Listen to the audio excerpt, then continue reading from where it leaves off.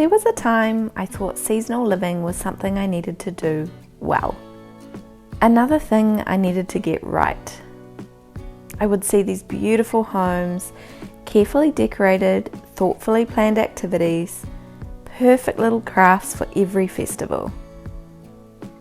And even though I felt drawn to it, it also felt like more to prepare, more to organise, more to keep up with.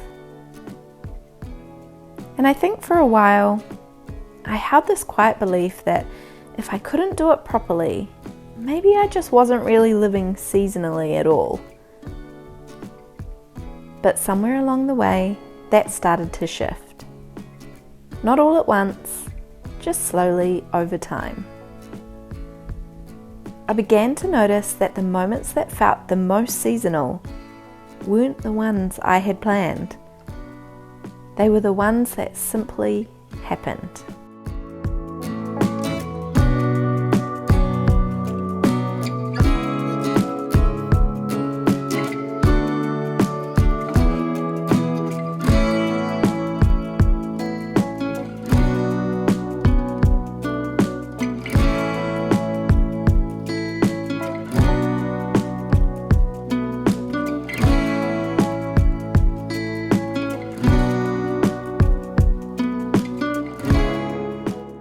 These days, seasonal living doesn't feel like something I add to our life. It feels like something that is already here, something we just notice. Lately, the light has been changing. The mornings feel a little slower, a little softer. There's a kind of stillness that wasn't there a few weeks ago. And I don't always have words for it, but I feel it. And often, that's where it begins. Not with a plan at all, but with a feeling. Sometimes it looks like stepping outside for a walk. Not to do anything in particular, just to be in it. To notice what's underfoot, what's fallen, what's changing. And with young children, there's this beautiful invitation to slow down even more. Because they don't rush past these things. They stop. They pick things up. They linger. And I think so much of seasonal living is simply allowing ourselves to follow that pace a little more closely.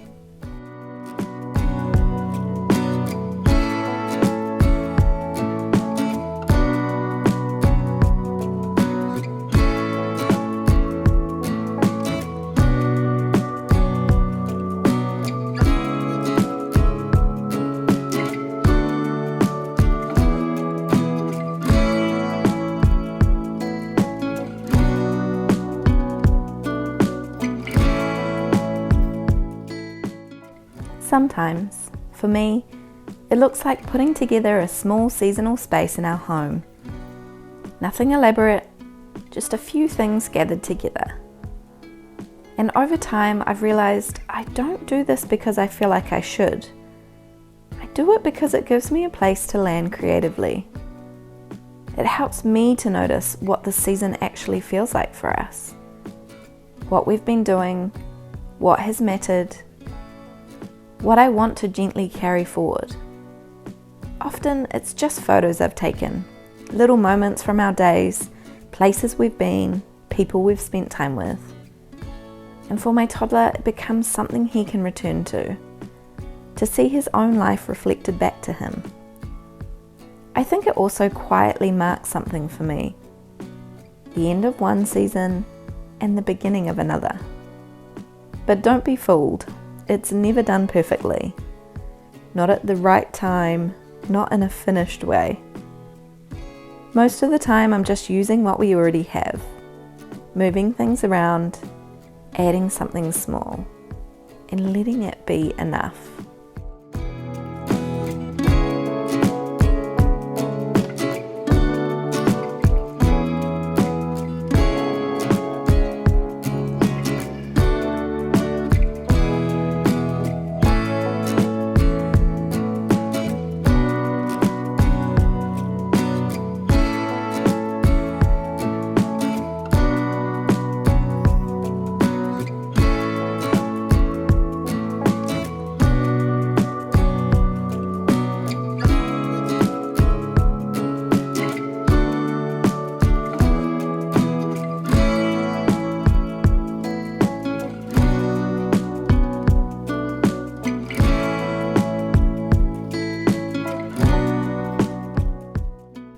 Just as often, seasonal living looks like staying inside.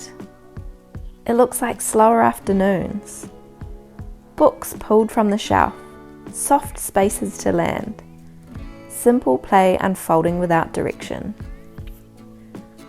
There's nothing particularly seasonal about it on the surface, and yet it feels completely in rhythm with this time of year.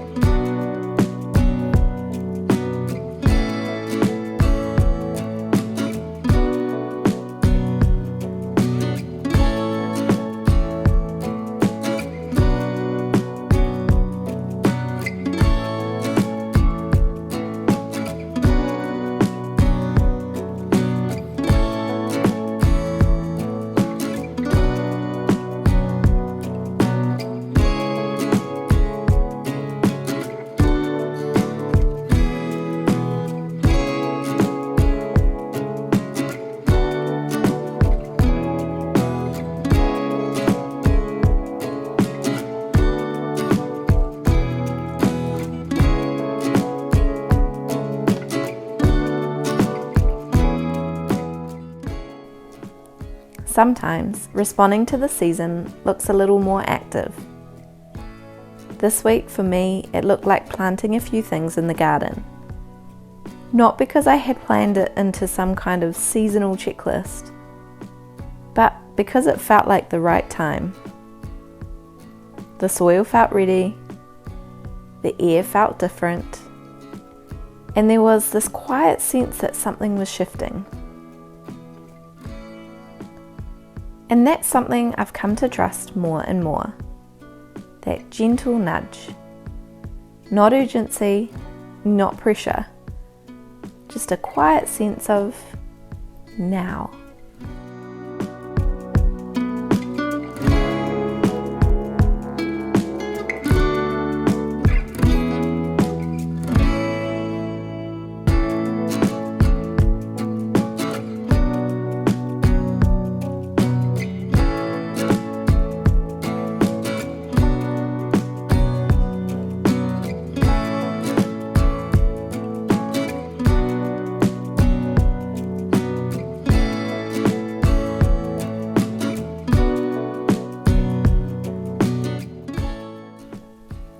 Because seasonal living isn't really about what we do, it's about how we are. And I think this is the part that can get lost so easily, especially when we're surrounded by so many beautiful ideas, so many things we could be doing. It can start to feel like we're behind, or not doing enough, or missing something important.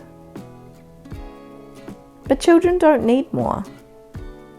They don't need a perfectly curated season. They need something much simpler than that. They need rhythm. They need presence. They need a sense that life is unfolding in a way that feels steady and connected and real. And often that comes through the smallest things. A candle lit at the same time each evening. A warm drink made as the light begins to fade. A quiet moment at the end of the day that gently says, "We're here. This is enough." These are the things that stay.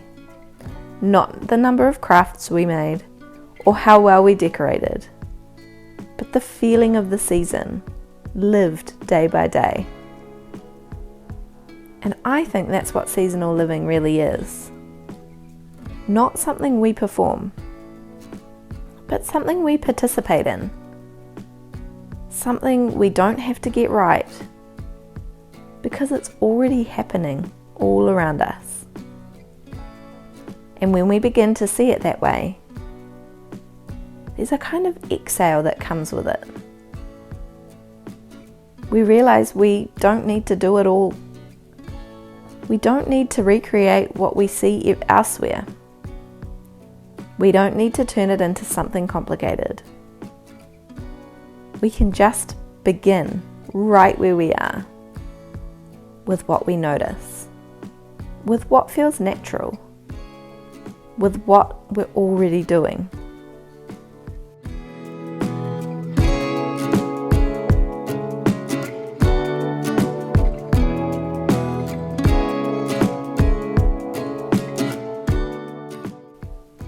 And if you're in a season where you're wanting a little more support with that, something gentle to come back to.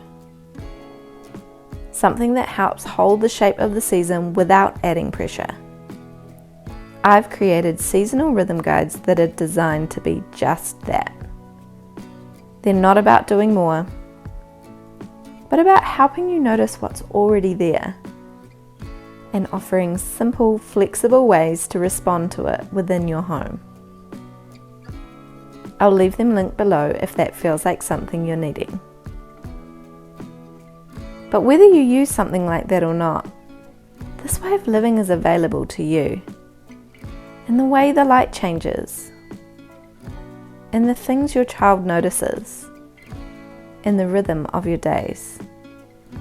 It doesn't have to be perfect. It does not have to be complete. It just has to be real. And often, that's where the most meaningful seasons are found. Thanks for joining me. I'll see you next week, friends.